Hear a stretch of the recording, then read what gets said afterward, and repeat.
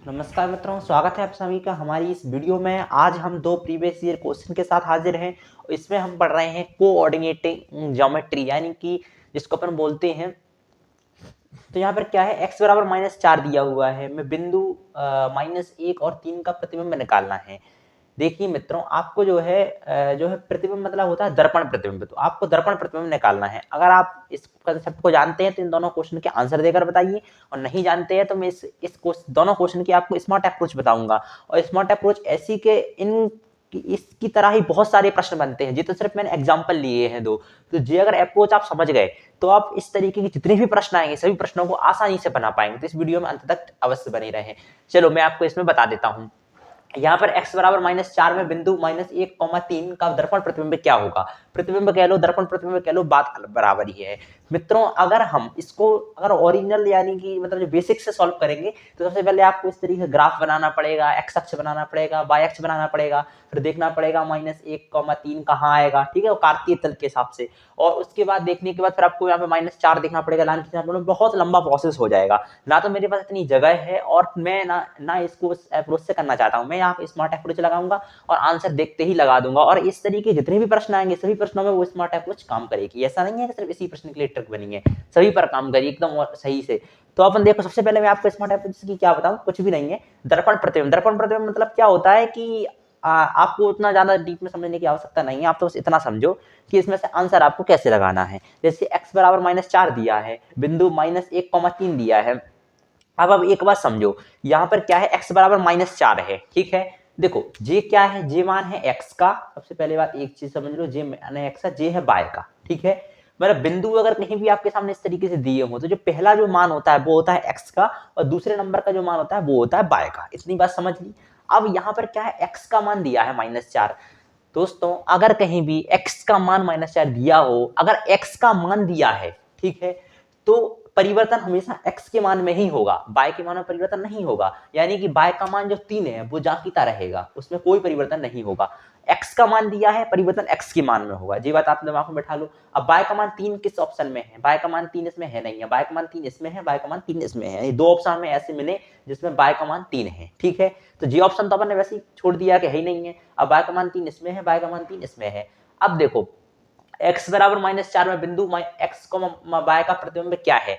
अब देखो, x का मान दिया है, परिवर्तन x में होगा। x का मान क्या दिया, -1 दिया है। यहाँ पर x का मान कितना, -4।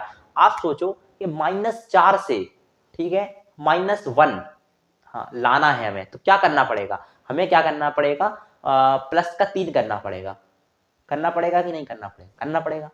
आप ही समझो, -4 है, x का मान j है, x का मान j है। -4 से अगर हमें -1 लाना है तो हमें क्या करना पड़ेगा, हमें +3 करना पड़ेगा। -4 में अगर हम +3 कर दें, 3 को जोड़ दें तो हमें -1 मिल जाएगा, ठीक है। इतनी बात समझ गए। बस कुछ भी मत करो, y का मान तो जाके देना था, उसमें तो कोई परिवर्तन करना नहीं था, तो 3 है तो 3 ही रहेगा। अब x के मान में थोड़ी दिक्कत थी, x का मान चेंज होगा क्योंकि x का मान दिया है। तो -4 इधर है तो -4 जाके लिखो, और यहां जो आपने लिखा है उसमें चिन्ह चेंज कर दो। जैसे प्लस लिखा है, माइनस कर लो और 3 कर लो, यानी कितना आ गया, -7 आ गया। बस -7 और 3 आपका करेक्ट उत्तर है, यानी कि बी वाला ऑप्शन आपका सही हो जाएगा। आया समझ में। इस तरीके से चलो दूसरे क्वेश्चन को आप करके बताओ। चलो देखो, रेखा बाय में बिंदु 3,4 के प्रतिबिंब निर्देशांक -1 है। तो आपको प्रतिबिंब बनाना है, प्रतिबिंब कौन कौन सी बिंदु पर बनेगा, ठीक है। थोड़ी मतलब क्वेश्चन वही है, उसको घुमा दिया गया है भाषा से, ठीक है। वही बाय का दिया है, बाय का -1 दिया है, जैसे x का मान -4 दिया था, बाय का मान -1 दिया है। ये बिंदु दिए हैं, प्रतिबिंब उसका बताना है, प्रतिबिंब कौन सी बिंदु पर बनेगा। कुछ भी नहीं है, वही सिंपल है। बाय का मान दिया है तो परिवर्तन बाय के मान में होगा, x के मान में परिवर्तन नहीं होगा। ये होता है आपका x का मान और ये होता है आपका y का मान। यानी कि आप सब इसमें से आंसर लगा के बताओ, फिर मैं तो बता ही रहा हूं। खैर, तो रेखा बाय में बिंदु 3,4 के प्रतिबिंब निर्देशांक -1 है, तो परिवर्तन y के मान में होगा। x का मान 3 है तो 3 ही रहेगा। x का मान 3 किसमें है, इसमें है। x का मान 3 इसमें है। दो ऑप्शन ऐसे मिल गए जिनमें x का मान 3 है, इसमें तो है नहीं, तो इसको काट दो। उसके बाद परिवर्तन y का मान दिया है -1, तो परिवर्तन y के मान में होगा, ठीक है, नहीं 4 में परिवर्तन होगा, ठीक है। अब आपको बताओ, 4 में -1 है, अगर -1 से हमें 4 लाना है, ठीक है। अगर -1 है, आप देखिए यहाँ पर -1 है, y का मान -1 है, और -1 से y का मान -1 है, -1 से अगर हमें 4 लाना है तो क्या करना पड़ेगा। सिंपल सी बात है, अगर -1 है और हमें 4 लाना है तो प्लस का 5 करना पड़ेगा, सिंपल। +5 करना पड़ेगा कि नहीं? जब 5 में -1 जुड़ेगा, ठीक है, तो प्लस का 4 आ जाएगा, सिंपल सी बात। या यूं समझ लो कि 5 में से जब 1 जाएगा तो 4 मिलेगा, ठीक है। मतलब -1 से अगर हमें 4 तक आना है तो हमें +5 करना पड़ेगा, ठीक है। अब आप समझो +5 किया है तो यहाँ पे 4 तो था ही, +5 था, ठीक है। और +5 अगर था तो इधर -5 अपने यहाँ पर कर देंगे, सिंपल है। तो -5 यहाँ पर करेंगे तो +5 था तो -5 कर देंगे, चिन्ह चेंज कर लिया। मतलब यहाँ का चिन्ह चेंज करना है, इधर प्लस है इधर माइनस करना है। वही अपन ने इधर किया था, इधर प्लस था अपन ने इधर माइनस किया था।